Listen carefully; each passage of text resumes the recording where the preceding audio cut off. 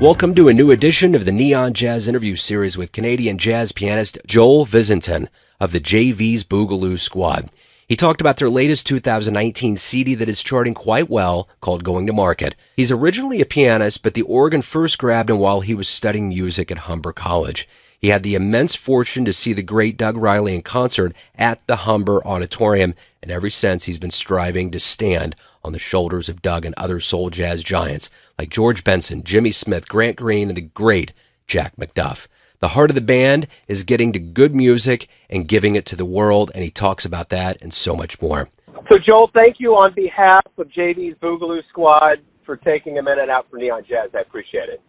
Oh, no problem, man. Thanks for, thanks for playing our stuff and getting me on the radio.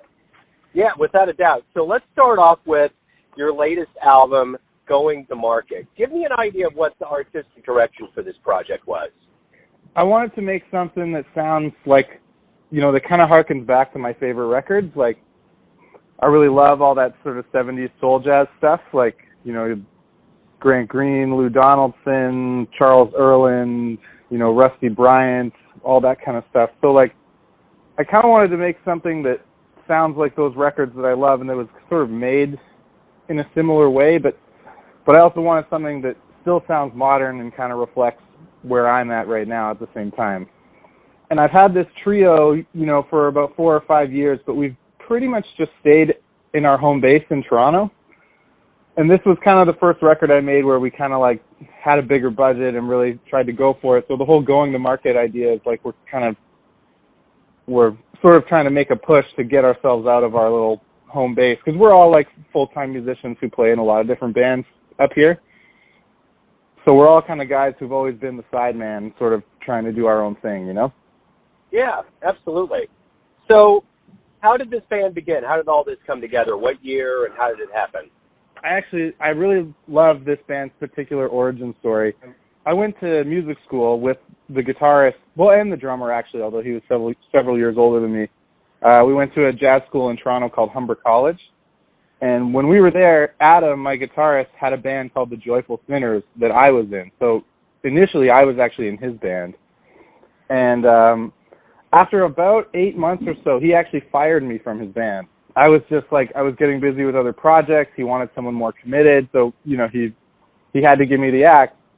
And we kind of lost touch for a few years. And then I actually ran into him maybe 3 or 4 years later. So this would have been, I want to say 2013, 2014.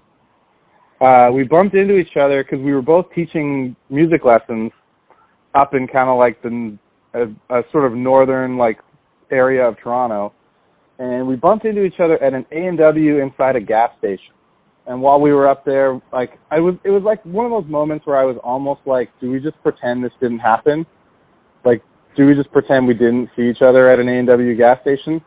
And then I was like, no, I got to say hi. Like, oh, okay, Adam, what's up? What's going on? And, I ended up, he had a gig that night. I went down. We ended up hanging out the whole night. And, within a week, we were like, we should start an organ soul jazz project.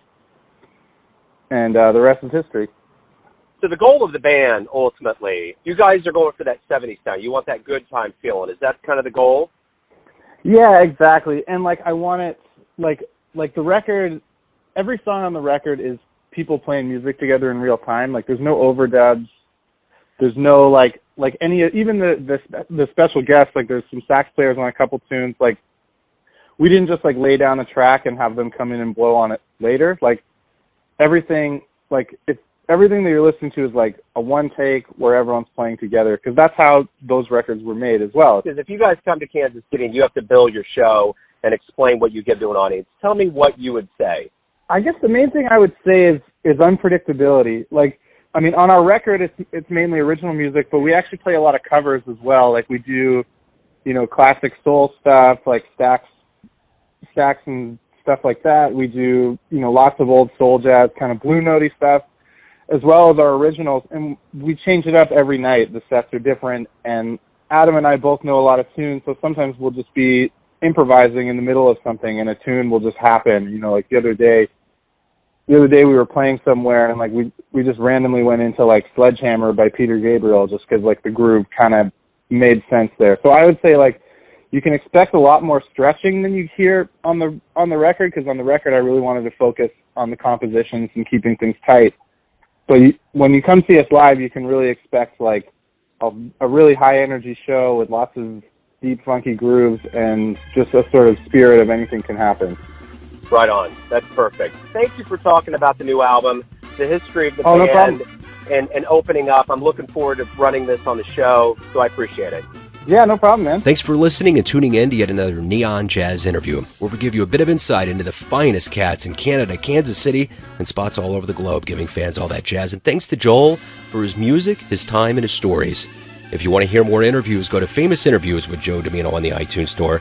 Visit neonjazz at youtube.com, and for everything Neon Jazz, go to the neonjazz.blogspot.com. Until next time, enjoy the jazz, my friends.